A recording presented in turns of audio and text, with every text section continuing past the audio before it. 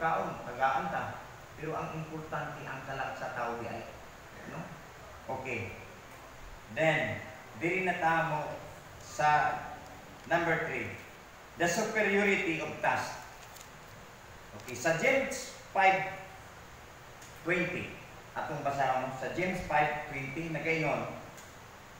Ang ninyong hisayran nga kadtong nakadani sa usa ka makasasala gikan sa iyang pagkadautan, magluwas kaniya sa kamatayon ug daghan nga sala ang mapasayo tungod kaniya.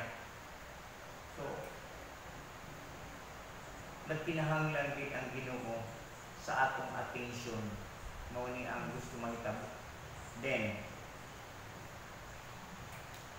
nagkaingon din no? Kini nga verse, no? The greatest things a Christian can do, his crowning work, and the most worthwhile ministry is to lead to the righteousness.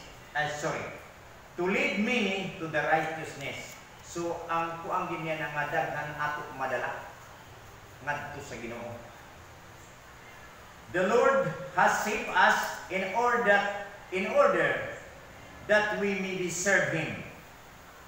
And the supreme act of service, so far as our fellow men are concerned, is that a soul winning, of bringing others to Christ. This is the Christian supreme task. Okay. Ato basahon ang Episo Kapitulo 2:10. Unsa day purpose nato? Nganong giluwas ta? No? Ayan. Episo ka na.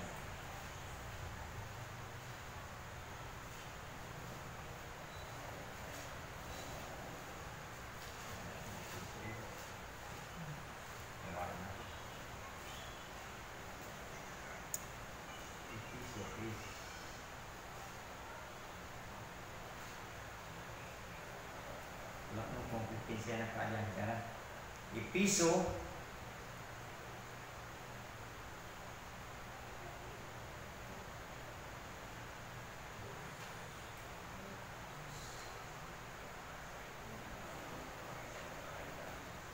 Episo 2 versikulo 10. Okay. Atong kamalandungan no. Kita nga binuhat sa Dios, gibuhat kita niya diha kang Kristo Jesus aron magbuhat kita maayo nga maoy iyang tuyo alang kanako. Alang kanako. Kusmuna ka. Kita nga binuhat sa Dios ug gibuhat kita niya diha kang Kristo Jesus aron magbuhat kita maayo nga maoy iyang tuyo alang kanako. Next sa ka verse niya ni nga favorite sa ni pastor. Masa to pastor? The purpose sa gusto niyo mo pa na nga maoy tuyo sa to na ato sa experiences pa to sa panultimon.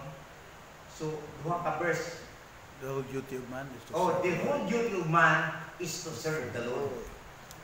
So mao na siya nga kuan. So nindot gid kining mag-research ta no. Duha na kay sa una sa mao na kumabati pastor karon naka-open na sa ko ni ani. So mao na ang purpose nato.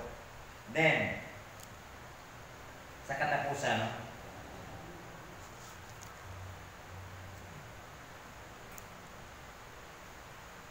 The effort that is required, on-site effort nga i-require yun sa magtotoo. There are two processes that indicate effort. The first is this. Those who are wise, that implies work, industry, and energy. But pasabot implies to involve. Then industry, destined growth of productive. Then, an energy ay usually positive spiritual force. The energy nga gihisgutan diri through all people. Mauna ang kuan gitawag spiritual force ngadto sa tanang katawhan.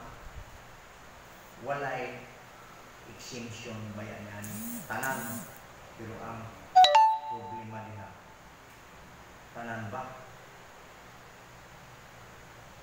ang atong nabuhat sa kahimayaan sa Ginoo. Then,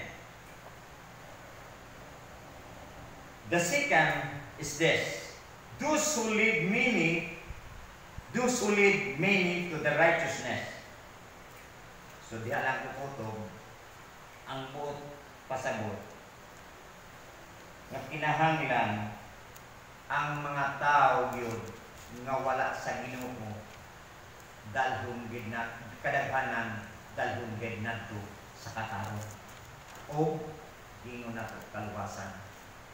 So mga igsoon, atong itandi ang atong kinabuhi sa naisgutan mga katawhan sa Ginoo. Kung nakabuhat bata sama na nga sa panahon madawat niya ang kaluwasan i-share, dili na magdugay. So, ana ade ay mga mabutang adlaw nga kung daghan ang atong madalangan to sa Ginoo.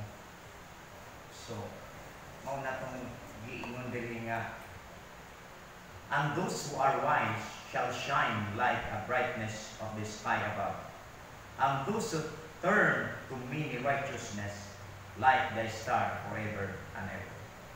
So, mag-akot ang Lord, salamat sa imong mga pulong.